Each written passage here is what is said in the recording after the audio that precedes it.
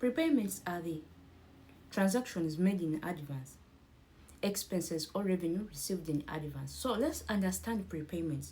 Prepayments will also lead into two things, either revenue or an expense. We can have prepaid revenue or prepaid expense.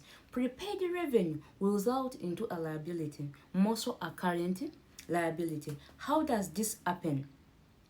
Prepaid revenue, you have a customer, he has placed an order and he has paid you before you delivering those products or offering the service. At that point, you have prepaid revenue received in advance, and that is a liability.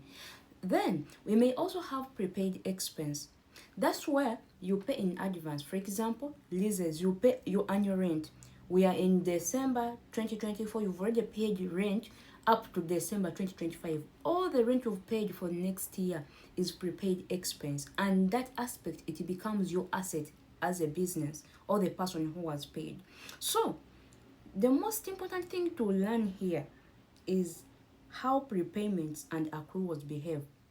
Remember, when you accrue revenue, you get a current asset, a trade receivable.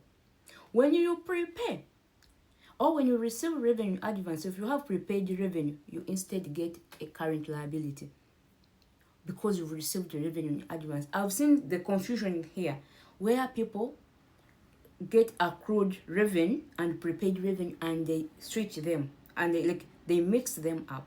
What you have to know is the flow of the transaction, who is paying and who is receiving.